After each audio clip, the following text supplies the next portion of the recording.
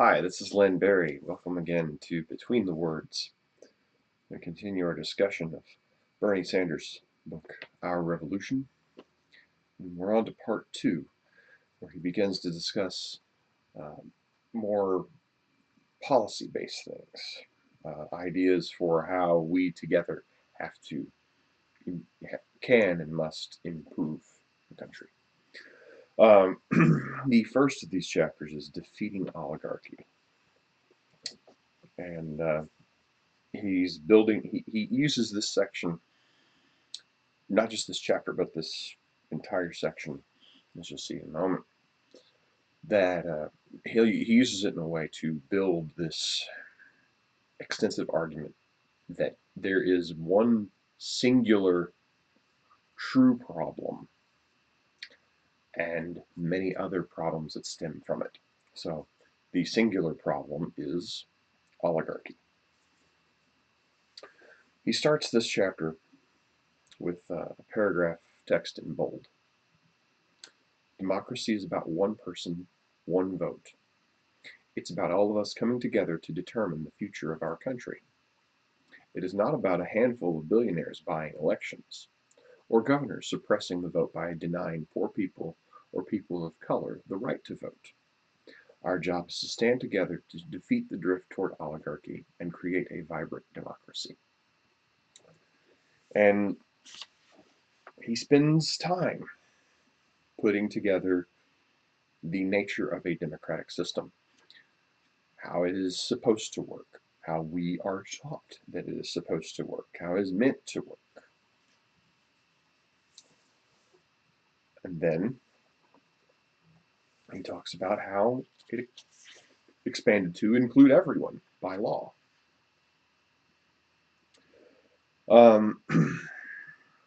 Voting is a right, not a privilege. How could we have a real democracy when poor people were denied the right to vote because they couldn't afford to pay a poll tax? Struggle against the dominance of the wealthy and the landed class led to the passage of the 24th Amendment to the Constitution, which prohibited citizens from having to pay in order to vote. All people must have the right to vote, regardless of their economic status. Voting is not just for the wealthy. And it takes a little time.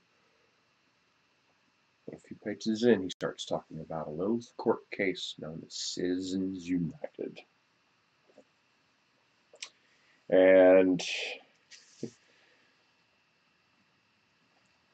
the ironic thing is the first place that most people heard about that court case was during one of President Obama's State of the Union speeches, where he publicly chastised the Supreme Court for its decision. And I believe it was Samuel Alito who sat there saying, no, no. Well, Obama was right. And the doors have been opened. But Bernie states, for those who have been using super PACs and the flooding of money into campaigns, it's not enough. They want to flood the money directly into the campaigns. They want to take all the limits off of donation. One of the simplest arguments that he puts, though, on the front of oligarchy has nothing to do with Citizens United. It has everything to do with campaign contributions, basic campaign contributions. So there's a set, pardon me, there's a set maximum that each person can donate to a campaign. And you can do it once in a primary and once in general, for the most part. Well, for a poorer family, even a middle-class family, they might, through the whole family, through a household, approach that number once. And that's once for everybody. They might add up all their donations and get halfway to that cap for everybody they donated to. And it's only, I think it varies by where it is and for what kind of election. The point remains the same. But rarely does a middle class family and especially not a lower class family, a poor family, pull it off.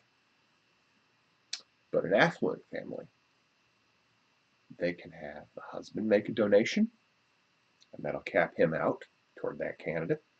The wife makes a donation. She doesn't actually care, or he doesn't. One of them doesn't actually care. It's the other one who has the motivation, and they're maxed out twice for that candidate. Now they go to another candidate, they get maxed out again. They go to another candidate, get maxed out again, and they've spent what, in terms of our current election status in 2017, in the past 5 years,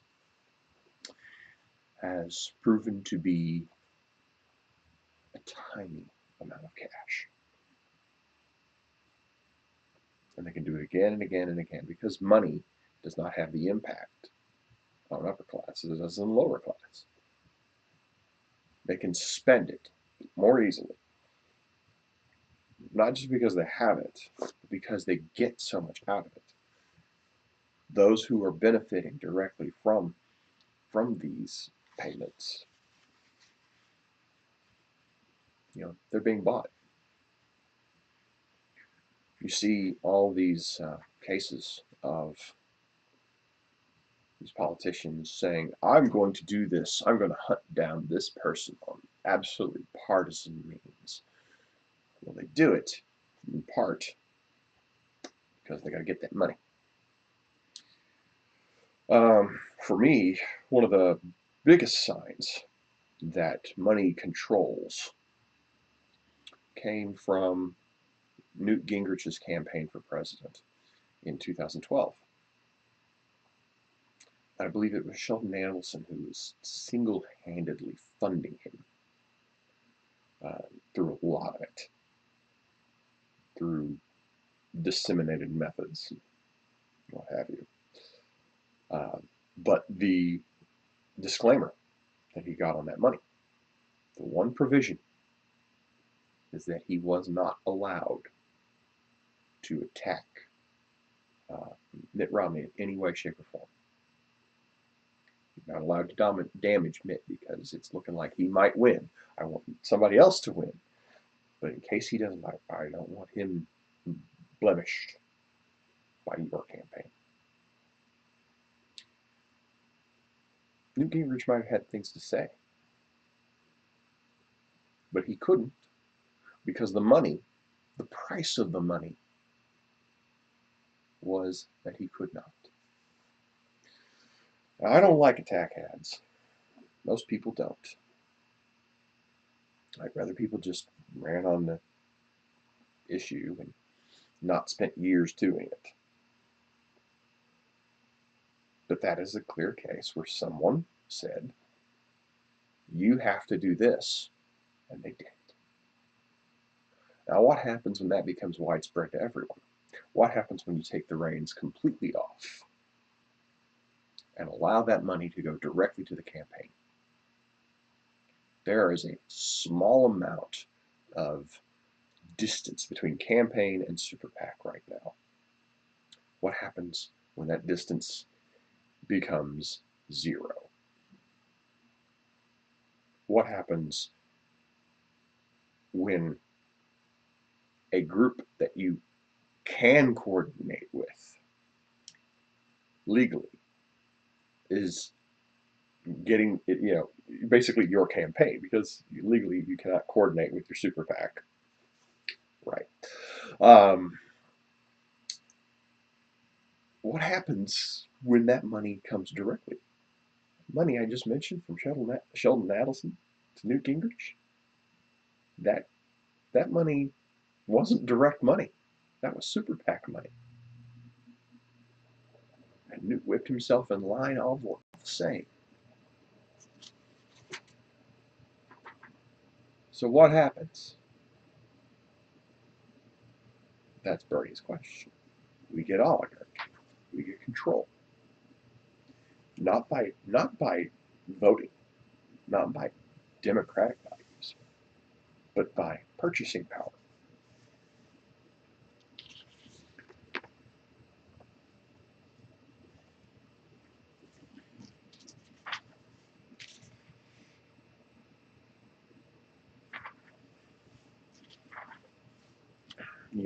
he's got a. I wanted to find it because he's got a nice little section here. I'm going to hold it up where. Let's see if we can get. That's right, the Koch brothers. They're bold text. The Koch brothers. Um, Part of his argument against oligarchy is the Koch brothers. They're known for dumping enormous sums of money into elections. People will get summoned from across the country. They're running a local election. They get summoned across the money. So the Koch brothers can tell them stuff and dump money into their account. The Koch brothers, the second wealthiest family in America, with a net worth of at least $82 billion, are the leading force in the oligarchic movement. Their company, Koch Industries, is the second largest privately run business in America, with an estimated revenue of $115 billion in 2013. It has its tentacles in many areas of the economy, but makes most of its money in the extraction and refining of oil. In 2015, the Koch brothers announced that they and their network intended to spend $750 million to support political candidates and promote their policies during the 2016 election cycle. That is more money than either the Democratic National Committee or the Republican National Committee would spend. Two private citizens are going to spend more money on an election than both major parties combined. Is there a problem?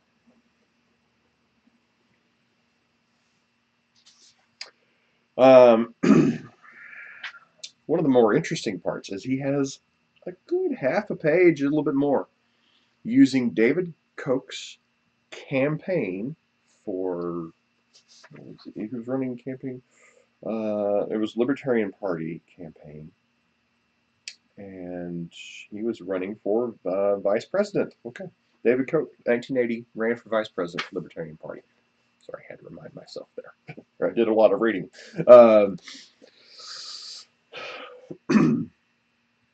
This is the kind of America they want to create. Remember, these are quotes. Every one of these is a quote straight from the David Koch 1980 Libertarian Party vice presidential platform. We favor the abolition of Medicare and Medicaid programs. We oppose any compulsory insurance or tax-supported plan to provide health services, including those which finance abortion services. We favor the repeal of the fraudulent, virtually bankrupt, and increasingly oppressive Social Security system. We propose the abolition of the governmental post office. In addition to being inefficient, encourages governmental surveillance of private correspondence. We support repeal of minimum wage laws. Government schools lead to the indoctrination of children. Government ownership, operation, regulation, and subsidy of schools and colleges should be ended. We condemn compulsory education laws, and we call for their immediate repeal. We call for the privatization of the public roads and national highway system. We oppose all government welfare relief projects and aid to the poor programs. This is what America is being sold into. Any of that sound familiar? It should. Because that is more or less the way that Koch purchased politicians are moving the country.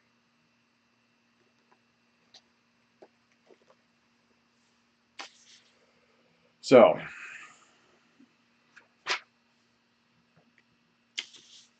yeah, that's the price of oligarchy. You get lobbyists spending like crazy. And it's not a sexy topic. Campaign finance reform. It's not. But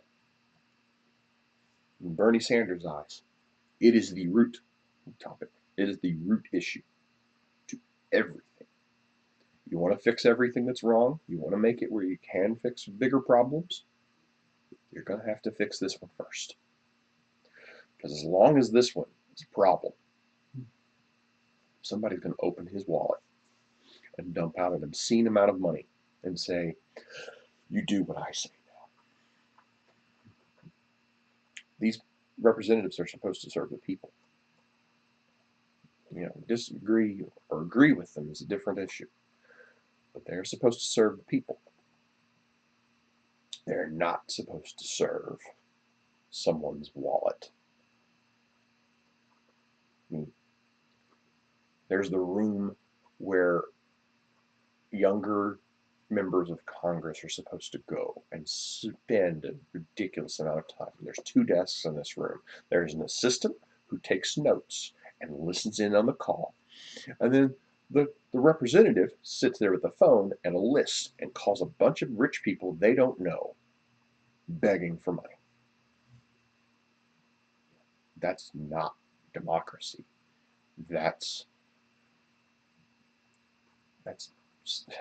something else. And the something else that it probably is oligarchy. An oligarchy is where you buy policy. I have a truckload of cash, so this will now be public policy. Those 2 elements, truckload of cash and creation of public policy, should have nothing to do with one another in a system of government that is voting. One person, one vote. And nobody's vote is supposed to be better than somebody else's. Well, when you have a truckload of cash, you can create whatever solution you want. Case in point, look at the notion of climate change. When I was a kid, it was global warming. That didn't change. But so much information got tossed out there by people who didn't like it, say oil and gas companies, that they said, we'll call it climate change. It'll sound more generic, because if you think global warming, global, that makes you think about the globe, that planet that we live on. With climate change, well, climate might be somewhere else. It removes our connection to it. And the fact that that gets used so much instead of global warming, the term climate change, that means that there's an information war being fought. And let me tell you, when 97+% of scientists who study global trends, heating trends, weather trends, environmental trends, when they say, oh, global warming is real, scientists, by the way, don't say things like that easily. They say, there's a tendency toward this. Well, let's test it again. There's a tendency toward this. Let's test it again. There's a tendency toward this. Let's test it again. All right, let's shift the qualifications on what's going on and test again. And they do it over and over again. Now we've got 97% saying, oh yeah, it's real. And it's probably real. And the fact is, I'm sitting here in the middle of February, and I live in Southeast Missouri, and this is me dressed for the day. Comfortably.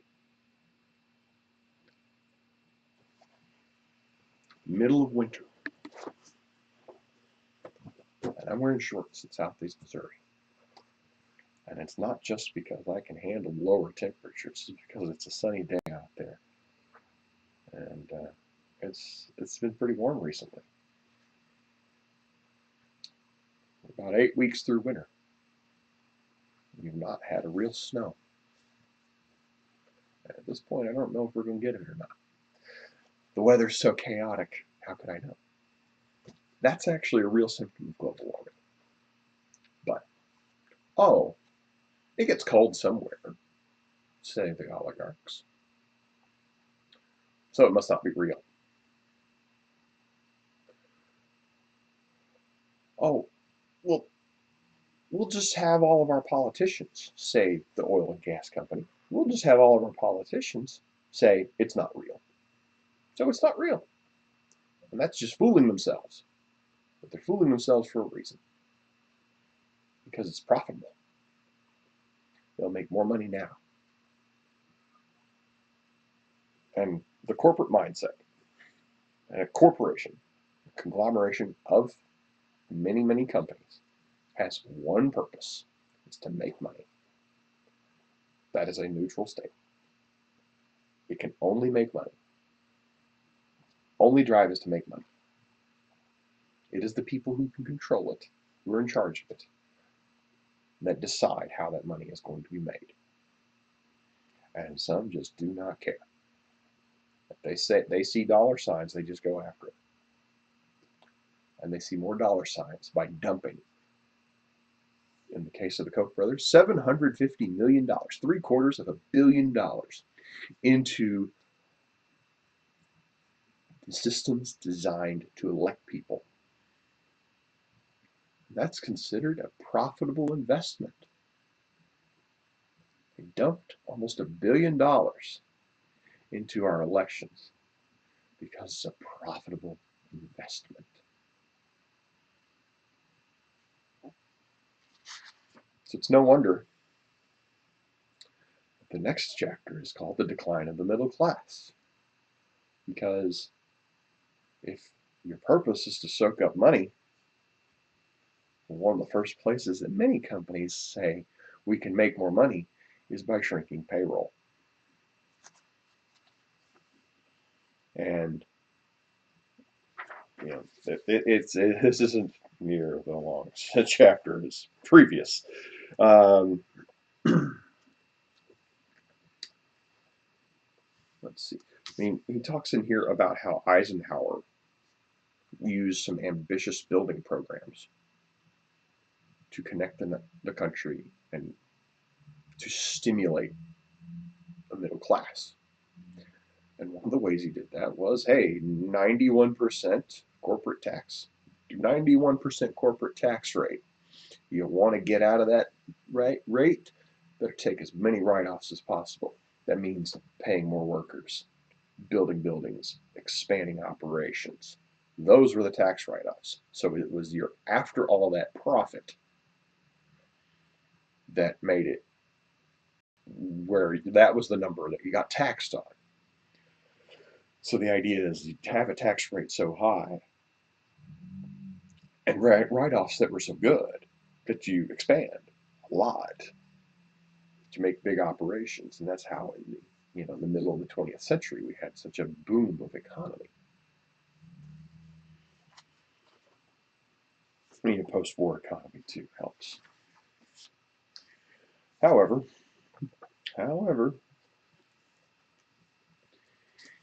eventually, eventually the idea of having to do all these things became dissatisfying to many companies. So they began to spend money on lobbyists and they want to influence things. Hey, I want to keep some of that money beforehand, so let's lower the overall tax rate. Well, I'd rather keep the money in the company and not have to build new shipping. So let's rig it to where I don't have to, they'll spend money slowly and slowly to soften those things. And now we've reached a point where, yeah, we might have the highest corporate tax rate in the world. We've also got enough regulation softening to where General Electric can pay $0 in tax. That's right. A janitor at General Electric will pay more in taxes than the company he works for. And that's true of many companies. For whatever reason. Since that money is not being spent on road development, is not being spent on worker salaries. It is not being spent on anything to do with expansion. It goes straight into the pockets of the boss. So the bosses get more money and the workers get nothing. We're also in a period post 2008 where a lot of people are unemployed. And rightfully so, the actual unemployment rate, as reported, is not as high as the actual number. The actual number is much higher than the number that's reported. Oh, the number is reported. Oh, it's like 6%. It's okay. It's actually more like 13%. Because if you're not looking for work actively, you are not officially unemployed. That's a little bit silly because you don't have a job still, but you're not unemployed. Oh, and if you have that part-time job that you get 14 hours a week, which is never going to be enough to pay your bills, much less get you company mandated health insurance, yeah, you're not unemployed either.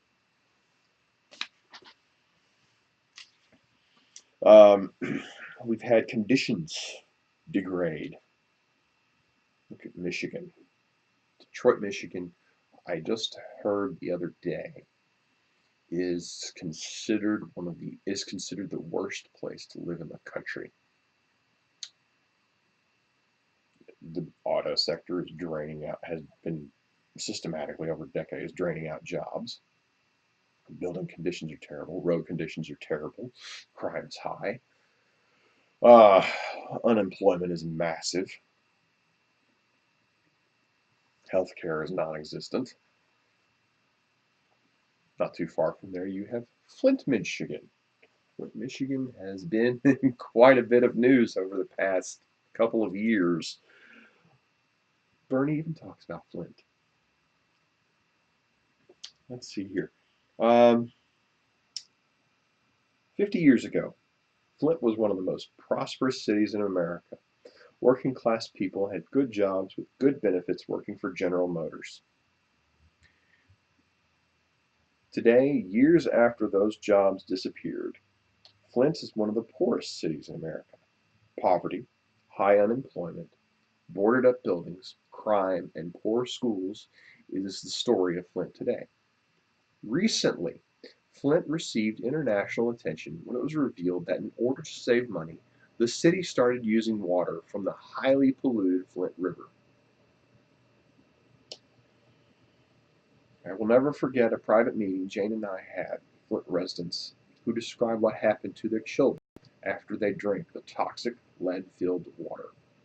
In one of the most painful and emotional meetings I have ever attended, we heard from a mother who described her daughter's loss of cognitive abilities because of the toxic lead in the water. A once gregarious and bright child now had serious memory loss and was in special education.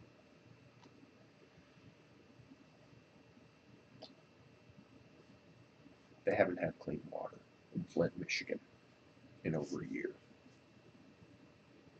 This is the water they're supposed to drink in. This is the water they're supposed to bathe in. But instead, it is ridiculously toxic. And it's all been done in the name of saving money. This is a place that's supposed to be middle class. There's nothing middle about that class. No. So the overall solution in Bernie's mind is that we have to create an economy that works for all, not just the people on the top. And the following chapter, he's going to do just that. And we'll discuss that next time. So please continue sharing your thoughts. Drop them in the comments below. Shoot them to me on the social media links. Got them provided as well. Feel free to like and subscribe. Share this with your friends. This is the idea is to we have a discussion about a book. We've got a book here. Let's discuss it. So I'll keep looking for more things between the words. This is Lynn Berry, and I'll see you next time.